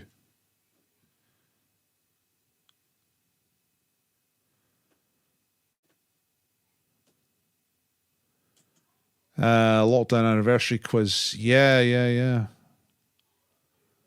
Theme. What, you want me to record a theme song? Is that what you're saying? I actually can't remember the date of the first one. It was such a scramble last year. Like, the pub shut. I mean, we could see it coming, but when it came, it was still pretty sudden. And I thought, right, I'm going to be out at pubs till June or something like that. I should try this online stuff. Here we are, a year later. Oh, yeah. Sorry, Margaret Ann. Yes, let me put the link up for you to upload your scores. Please upload your scores, everybody. There's the link there. I've just put it up. Okay, upload your scores, and thank you. And then we're going to play games for names. We'll start off mystery bag, actually. Remember to upload your scores, folks, even if you thought you got a low score. I think there's some good scores tonight, but if you thought you got a low score, make sure you do upload, because it makes the other people feel good. Right, let's play some games for names, because we have a decent spread of names already on the wheel, but I want to get some more on before we spin at past. So first game tonight is mystery bag. Or in French, le sac mystère. Alors, regardez le sac mystère. Qu'est-ce que dans le sac? I've got to remind myself what. Right, you're asking me questions. Is it plastic? No. It's not edible. Yes, it's from the kitchen. There's Simon. It is absolutely a kitchen thing. Correct. And it doesn't have metal. Well, it sort of does. It's kind of got. It's metallic on one side. It's not wool. Whoever's first to, in case you haven't worked this out, whoever guesses the identity of the thing first will get their name on the wheel. Sunglasses. No. Teddy bear. Is it France? No, I do not have France in a bag. And it's not a French thing. Hula hoop. Boz. Nah, there's no boz in the bob. No boz in the bag. Is it edible? Is it a cushion? No. But it is something to sit things on, even though it's not a cushion. Is it cheese? French onion soup? Knife? Brian Blessed? No. Grater? Fork? Unchat? No. Kettle? Cup of soup? Fork? Cressida dick? She's not in my bag. Juicer? Wok? Whisk? No. Lovely word. Whisk. There's another one. Whisk. Not whisk. Spatula? Grater? Cheese grater? Spatula? Spatuka? No. Toaster? Tin opener? Veg peeler? Colander? Spatula? Bottle opener? Spatula? Nah. You lot and your spatulas, man. I'm going to put a spatula in there one night, because it doesn't matter what I put in the mystery bag. Everyone guesses spatula, but it's never a spatula. Small knife block, grater, toasty machine, skewers, teapot, fish slice, wooden spoon, steel-o. Pan scrubber, rolling pin, scrub brush, grater, tatty masher. It's not a tool exactly. It's not electric, no. It's incredibly low functioning. You know, it doesn't really do much. It doesn't cut anything. Bacon tray's like the best answer so far, but not quite. It's not right. It's not really what it is. And same with chopping board. That's kind of close, but it's not what it is. Pot stand. What's up? No. A board. Yeah, it's a kind of a board, but I want more accuracy. Sean wins. It's a rubber chicken. No, it's not a rubber chicken. Joke. corkscrew fish slice, whisk placemat. Right, someone must have this by now. I'm going. There's loads of guesses. I'm trying to scroll down and try not to miss anybody getting the right answer, but it's difficult. So I'm just going to scroll right down. Serving tray, yeah, kind of, but what for? What for? What for? It's a specific. It's a specific type of one of those type of things. Cheese board, nah, not cheese. I don't know what a trivet is. It might be a trivet, but I've got absolutely no idea what a trivet is. I've heard the word, but I don't know what it is. Heat-resistant pad. It's a thing to put a thing on, but a specific thing. Wire rack. No. It's really the type of thing you want to think of the thing that you're putting on the thing. Cheese tray, drawing board, nut bowl, punch bowl. It's not bowl. Hey! Cake stand is right, Sally Happy Guy. See? One of these things. It's for putting a cake on, isn't it? See? It's like, what you can't really see. It's white on that side. You can see it all right there. It's white on that side and kind of silvery, like metallic on that side. You see? A cake stand. Right, Sally Happy. That took a bit of doing. But that's quite good. It means a lot of people had a shot at that. So Sally Happy Gang. And just prior to that, 2 comments before that, David Scanlon said silver platter, which it is. Yeah, silvery platter. So I think I'll put David on for that as well. David's already on because of donating a prize tonight. So it's good. All right. But well done, Sally Happy Gang. All right, here we go.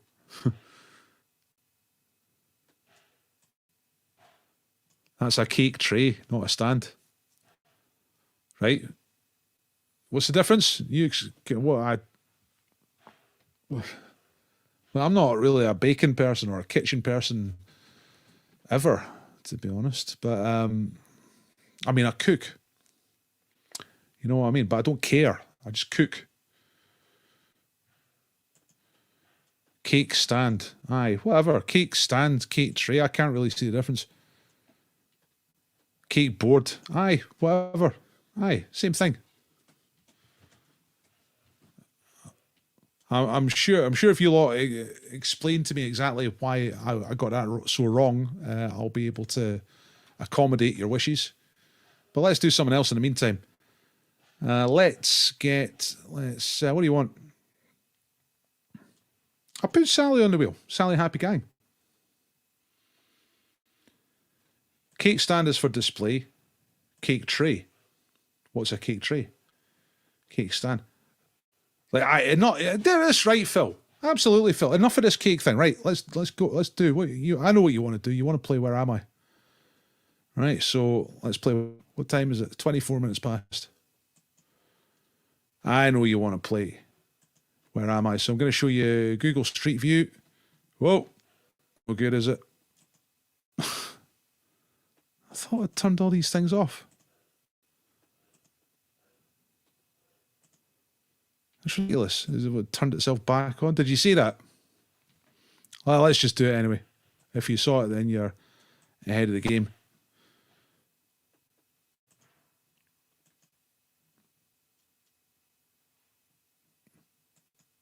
Musselburgh, Perth, Leeds. Yes. I think you might have seen the name come up, but nonetheless, Emma, that's all part of the game, is capitalising on my mistakes. So well done. You are on the wheel. Emma Oatenson. Pleasure to type that. You know, it just, all the letters just are in the right place on the keyboard to make typing the words Emma Oatenson a real pleasure. Thank you. Right, okay, let's do another one. Okay, I've got 3 set up. That was going to be quite a good one, but I kind of revealed it. So I've just checked the other ones. The other ones are fine. So let's do number 2. Here comes number 2. Okay. So it wasn't Hamburg or Bradford or London or any of that stuff. Yes, Emma's pleased. Right, where are we now? Okay, what's going on? Camels. Buildings that look like a camel. That's pretty fantastic, is it not? Athens, Florida, Auckland, Athens, Casablanca, Khartoum, Cairo, Tunis, Ashby, de la Zucha. No. Cairo, Las Vegas. Nah, Sharm el Sheikh's probably closest so far. We're in a kind of garden park place here. We're in a capital city. We're in a capital city, but which capital city are we in? We've got Alice Springs, Morocco, Gem, Portside, Cairo, Luxor, Cairo. No, it's not Cairo. And we can't really move around. It's not actual street view. It's just a 360 graph that someone's taken. What is that over there? It's in a kind of park. Amman, Jordan, Jerusalem, Riyadh, Tel Aviv, Oman, Cairo, Addis Ababa. Come on. Mr. Graven, we are in Addis Ababa in Ethiopia. This is a park where they have a building shaped like two back-to-back camels. Presumably that's the cafe. I don't know. I've never been there, but it looks terrific. I want to go for my holidays to Addis Ababa. So that is Ethiopia, of course. So, Michael, great call. You are on the wheel. Michael G. Raven. Time that right now. And I got one more. One more. Where am I? Aye, easy to get Bodmin mixed up with Bodrum. Two very, very similar places. Let's get this last. Where am I? Up on the Plinky Blonks and see if you can get this one. Oh yeah, it's this one. That place, by the way, was called Unity Park. If you want to go and look it up, if you're interested in parks in Addis Ababa. But where are we now? Aye, well done, Michael. Good call. Right, where are we now?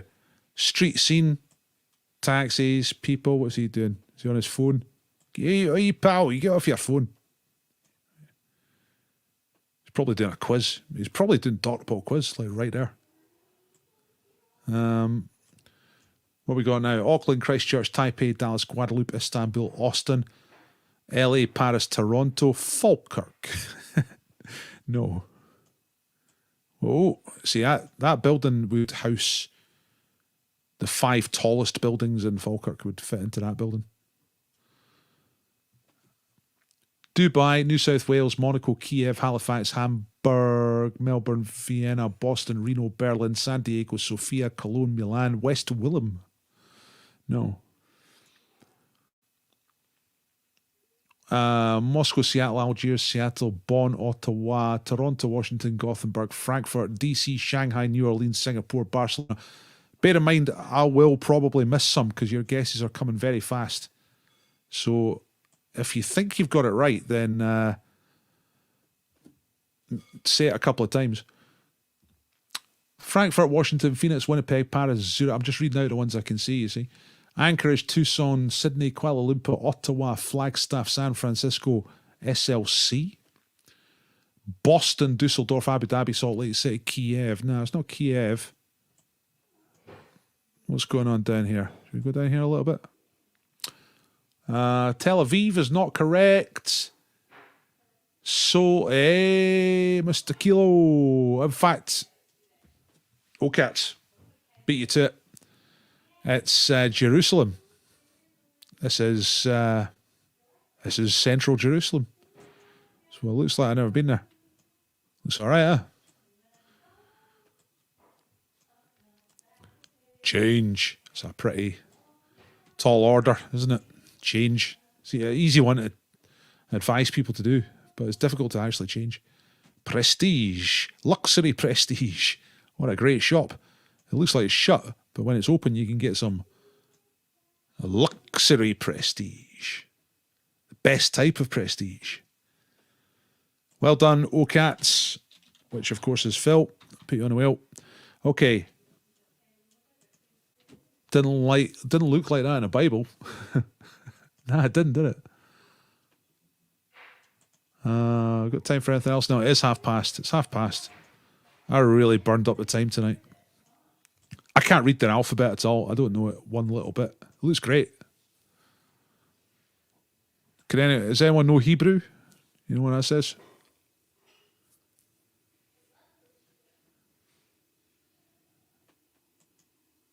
Not a great city centre. Huh. Don't know, it looks alright. It's got shops and I always thought like Jerusalem would have really, really tight streets, but obviously the old town and new town thing. Got outdoor cafe. Any look, it's kind of semi-pedestrian. It's got outdoor seats. It's good. I'm in for that. Reminds me a little bit of Athens.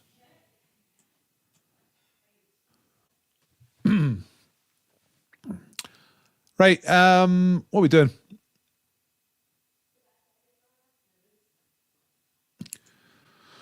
You're on the wheel already. You mean on Twitter? Yeah, I'm going to start actually giving away wheel spaces on Twitter. I don't know if you lot... Do you lot use Twitter? Beeg made me laugh on Twitter really, really hard with a fantastic comment regarding Weems Bay. I said that made me...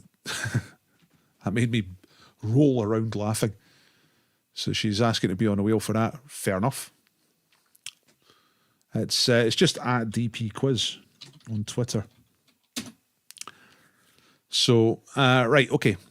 Let's get the wheel on and get spinning. Let's get some prizes on.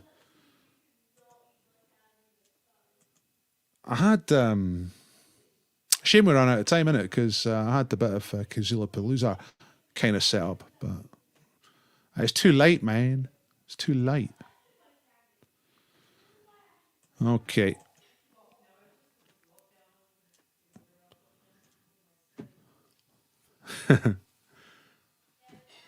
Aye. I'm not too surprised to see that some of you don't use the Twitter. It's pretty wild on Twitter. Full of nonsense, but I also quite like it. Right, anyway. There's loads of names have been typed. There's the wheel. Just drifting around happily. Like Mike Reed and Run Around. And I'm going to spin the wheel. Yay! Come on, Sean. Sean started hitting the jokes. A little bit too late to get on the wheel, but great joke there. How does Moses make tea? He brews. Oh, oh.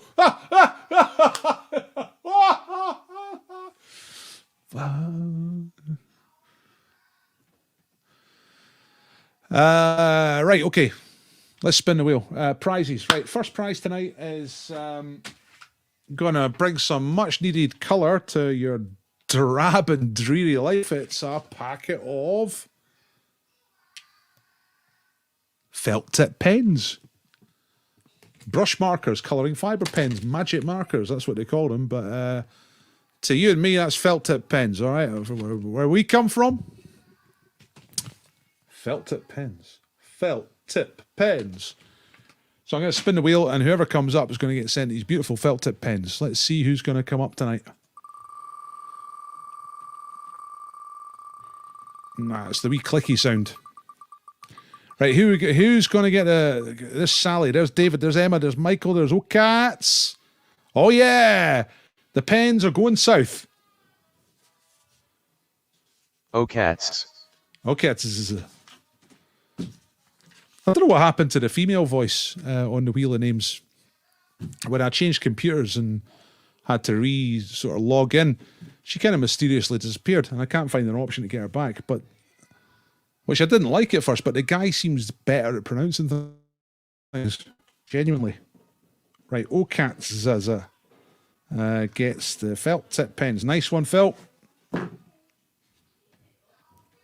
Remove all instances. Right, you can be on the wheel as many times as you like, but you can only win once. So when you win something, take it off. Next prize tonight. Got a good one. Here's a good one. Look at this. Magnetic speech bubble light box. Right, so it's like you write on it. It looks like a speech bubble, and you can write on it and presumably wipe it off. Hopefully you're not stuck with the first thing you think of, because it'll just jobby or something like that, you know. So that might be quite handy. Put it on the fridge or something. So this is your magnetic speech bubble light box. So it's got a light in it as well. Great. Sounds really good. I'd quit this. Maybe I'll not give it away and keep it. Nah, I'll give it away. Here we go. Who's going to win this?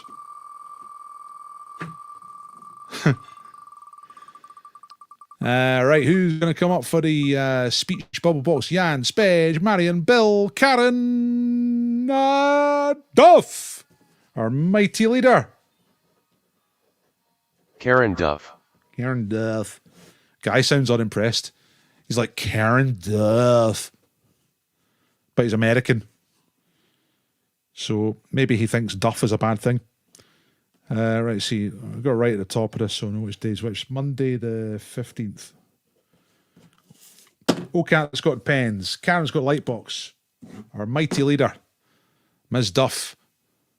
We take you off the wheel. Well done, Karen. No, you got the last disposable aprons, David. You were the winner there. They're all packaged up. I've not sent them yet. I'm a slight backlog, by the way, if you're waiting on a prize. I've got a literal pile of piles about that size now. I'm going to go to the post office tomorrow, right? Okay, next one is for David's prize, which is Captain America. What's it called?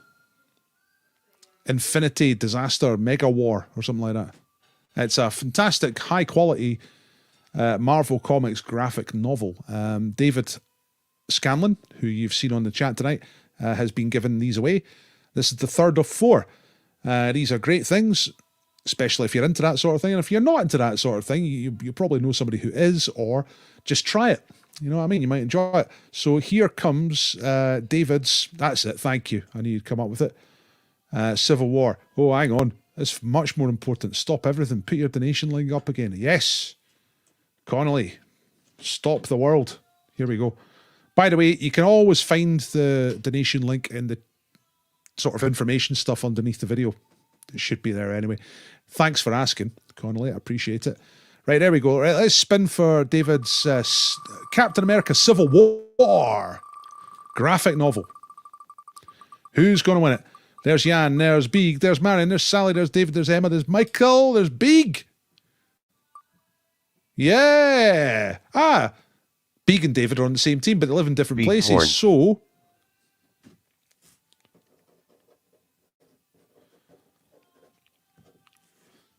that's good. So David, I think, probably knows Beeg's address. I'll probably have to do the admin for that. I don't want. Listen, David, I'm not the best at getting the stuff out in a hurry, so I don't expect you lot to be super fast at it either. You know, thanks for putting a prize up. What's this? Oh no! What, do you not like comics? Come on, Beeg, widen your horizons. Expand your meta-fictional universe. That's handy, no admin needed. Or you say no because it looks like it's like in-house sort of thing, because you're on the same team. I'm sure people can see this is pretty transparent, the wheel. You make a poem out of it.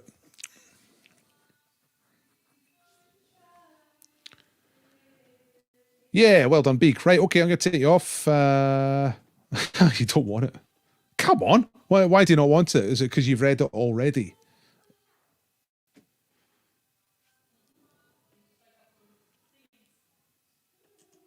Or you're worried that it looks in-house? Cut it up for a collage. That's good. That'd be good. That'd be really good. Because it's already very graphic. Question mark. I'm gonna not into comics. Well, you know, that's the essence of poetry, isn't it? It's like having a look. Looking at things. So you got to look at, yeah. Nah, I'm going to get David to send it to you. Can you say you're not into comics?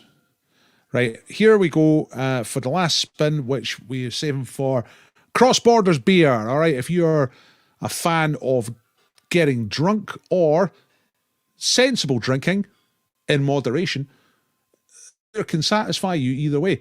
Because if you're into heavy drinking, you can drink it all very, very quickly. And if you're into more moderate drinking, you can spread it out over days or several hours. You know what I mean? But it's beer from Cross Borders Brewery down in Dalkeith and their best. And I'm going to spin this wheel right now. This is for the beer, everybody. Here we go. Who's going to get the beer? Beer.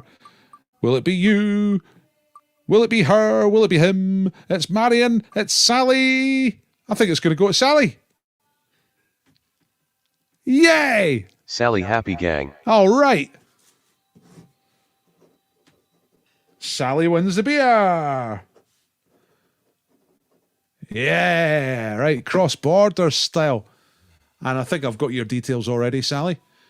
So I can get those details off to Cross Borders first thing in the morning, and they will send you the beer. Pretty damn rapid.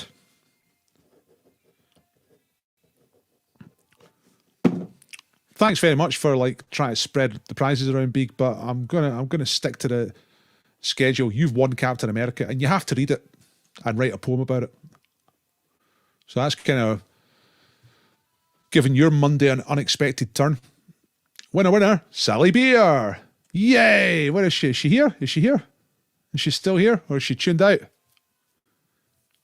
I don't know if it's better. Like if surely it must be better to be here. I'm trying to think what would be better. Being here and seeing it spin and come up, right? Like what has just happened. Or would it be better to have had to go away because something was happening in the house and then later on you found out that you won a beer? Aye, that's your mission. I'm sending you out there. Yes, she's here. Fantastic. Yay! Good stuff. Sally, you're a winner. You're a beer winner. Thanks for doing the quiz, everybody.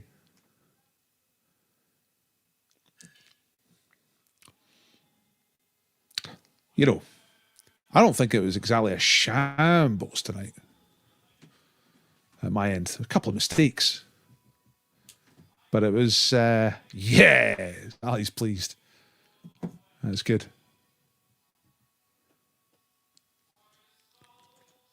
You're angling for a scratch card. Nah, I've not been played like that. The prizes are the prizes. That's what's going on. According to my diary, your first lockdown quiz was 1st of April last year.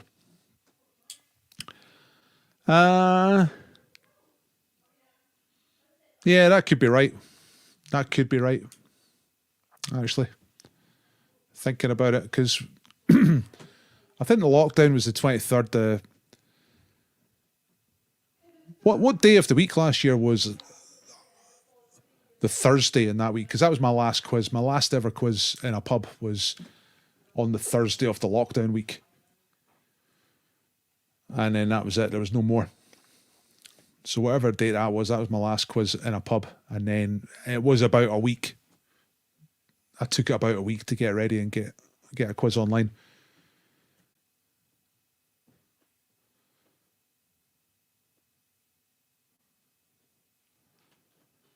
Got our best ever quiz tonight. Nice one, Natters. Heeds a mince. Doing it mince style.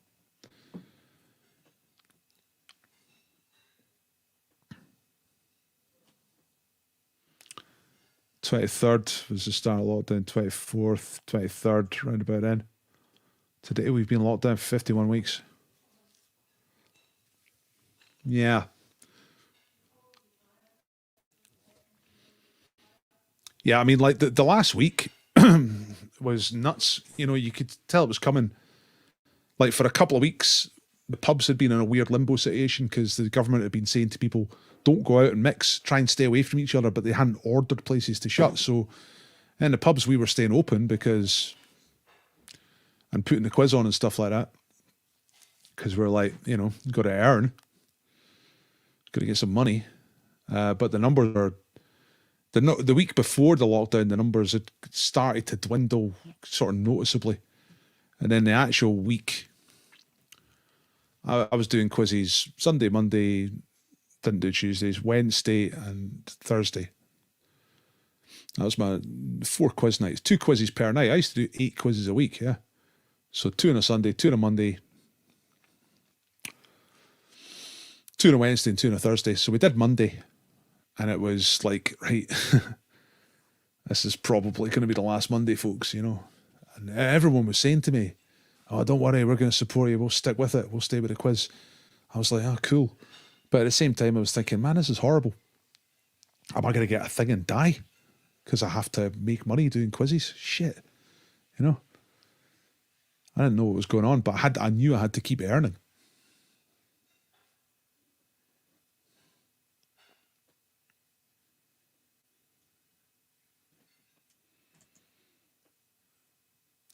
No, thanks for trying to help there, David, but no. Because your apron's already packaged up. B, because I'm sticking to the schedule. And then by the time we got to Thursday, the two pubs I did on Thursday was an old man's pub down Leith, the Strathmore, where nobody cared. They probably still don't care if it was a pandemic or not a pandemic. No one cares. Bullshit, a lot of shite, you know. So that quiz was fairly normal, and it was kind of quiet anyway. Then I went up to the newsroom, and newsroom's a city centre place. Cocktails, guys in suits, office guys, office women, uptown people, you know. That was my Thursday night quiz. That was the end of my working week usually. Late Thursday night. It was usually pretty busy, you know. You get 20, sometimes as many as 30 teams in there. And they give the biggest jackpots as well. It used to be 50 quid a week, so it would go up to 300 quid, 250 quid, 350 quid. Great people working there, great place. Ants was the manager and had been for quite a few years. And we got there and that was it. It was like there would literally one team had turned up for the quiz, some young people. So that was it. We knew it was over. The pub were very good. They didn't pay me because I didn't do the quiz that night, but they did give me the jackpot money, so that was all right. So at least I got 50 quid. And the booze for the, would have been the prize for the quiz. We just gave that to the kids who turned up. You know, I say kids, 18, 19, whatever. Old enough to be there, but young people. So we gave them the prize. And that was good. They were happy. But they were literally the only people there, and that was it. In the space of 4 days, Edinburgh had turned into a ghost town, and that was the last quiz. Yeah, I mean, the newsroom was an expensive place. It was a lot of my regular quizzers from different pubs would come to the newsroom and they wouldn't like it. They did not like the newsroom because it was expensive and kind of noisy and, you know, not all the people in there were tremendously quiz focused, to put it that way. And it could be quite a challenging gig for me Thursday night, but I used to enjoy it because you'd get a lot. And I liked all the gigs for different reasons. You know, I liked all the local quizzes. The same people every week. You get to know them a bit, you know. But the newsroom was good. Lots of new people every week. Lots of completely different people. Loads of people who just didn't want to do a quiz. But they'd start and then they'd do the quiz, then they'd enjoy it and it'd be okay. So that was satisfying. Yeah, it was a nice place, like, you know. Great staff, really good staff. For a city centre place, very little staff turnover. Did you do the quizzes at the Fringe? Well, I just ignored the Fringe and just carried on, you know. The only thing that happened to me during the festival is that one of my regular quizzes always had to stop because I was at the Brass Monkey. And it's right up in the Old Town. And during the month of August, there's just no point. You can't get in the bar. There's just so many people. And it's very, very transitory. Like, people are coming for one drink in between a show and then going again. So you can't run a 1.5 hour quiz. No one's around long enough. So they just drop me for a month every August, which is slightly annoying. Get a little hit on my income. Not as big as the hit I've had for the last 12 months, so, which is no quizzes at all, let alone 1 out of 8 quizzes dropping out for a month.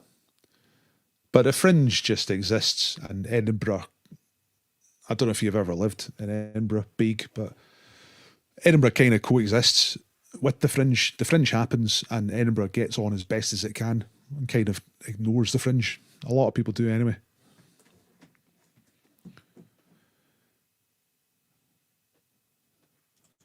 Here we go. Bren Gun information. Just checked out Bren Gun. BR is from Brno, which is what, Slovakia? Is that right? Not British, as I thought. And Sten gun comes from Shepherd and Turpin, the inventor's initials. It's good. Nice one.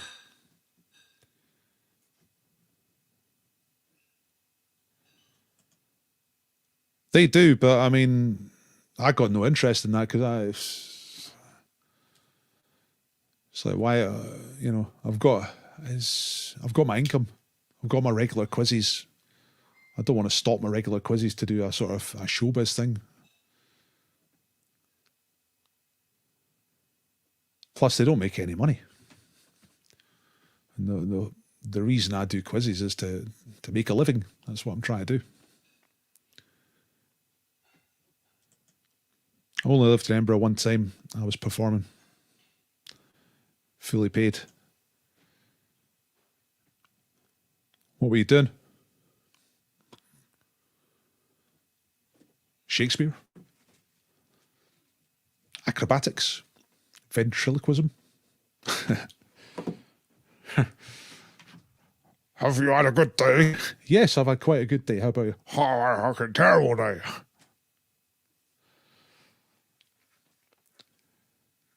Feel sorry for a lot of fringe performers. I mean, some people do it great, have a great time and all that, but some of them is just so desperate and they just work so hard. They work really, really hard, and then they end up with audiences of like 3 and 6. Acting in Plaza Suite at the Space. I don't know what the Space is, and I'm not sure what Plaza Suite is. Sounds like a Noel Coward play or something like that. So was it like drama?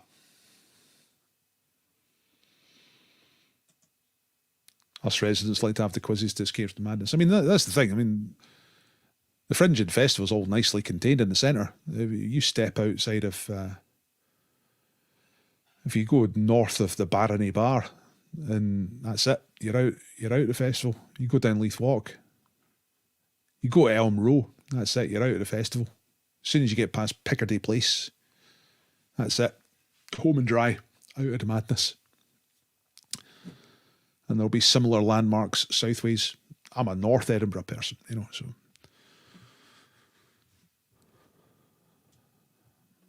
Guy wrote The Odd Couple, so it was funny, right? Okay.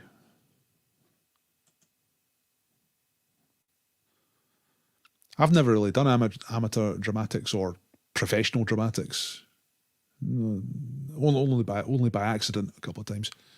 But it'd be good fun. I'd like to do pantomime. Went to an improv show once at the Fringe. We were the only ones there. Yeah, we had a similar experience a couple of years ago. Me and the missus, we went to see this. We had a Fringe day. We used to do this more often, you know. Drop off the kid and then just go out one day during August and just try and go to shows like all day long. And we ended up going to see this woman who was a comedian and harpist. So she had a full-size concert harp. She's Irish. And she's a comedian, and it was me and the missus, and I think there was 2 other people maybe back, and it was in a bar. It was in the afternoon, Tuesday afternoon, Fingers Piano Bar, and it was hilarious. It was one of the funniest things I'd ever seen in my life. It was great. Felt so bad for the women. Talked to her afterwards, and she says, "Man, I'm just knackered. You know, I couldn't do any flyering today. I'm just exhausted."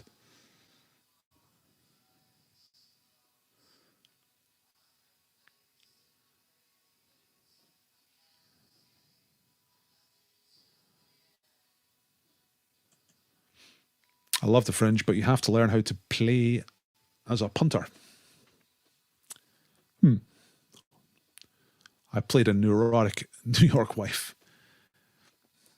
I need another coffee already. I'm going crazy in my head. I'm a pacifist. I've been watching television all day long. I've been watching Wheel of Fortune. I've been watching Fred Dibnah blowing up fucking chimneys in England. The hell is that shit? 4 shows at the Fringe. Nice. Play it as a punter. New York. You do New York accents. Listen, it's 4 minutes to 9. I've got to get the kid to bed. because she's back at actual school, so we've got to get her into bed.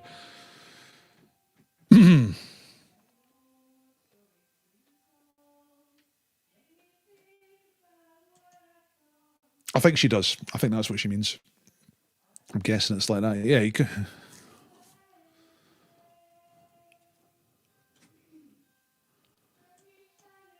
Everyone's been in Plaza Suite. Janie's been in Plaza Suite. Played the secretary having the affair and the bride. What, 2 different characters?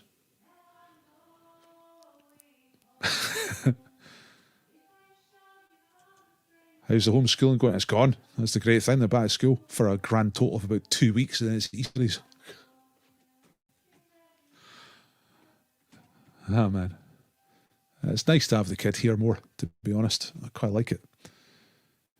Right, thanks, everybody. Remember to upload your scores. The last thing I say before I go away, remember to upload your score, and I'll get the league table done very soon for tonight's quiz. I'll do it within the next hour. I'll put it on Facebook. And just in case you haven't tipped and you're still here and you're thinking, hang on, that was quite good, that's worth a tip, then I'll just put the donation link in one last time. Thanks very much. Right, thanks for being here. Thanks, David, for putting a prize up. Appreciate that. Thank you to everybody for taking part. I hope you enjoyed it, and I'll see you on Wednesday, 7 o'clock, when we have another prize from David, and we have James the Baker, Mr. Breed Heed himself, sponsoring. Good night, everybody.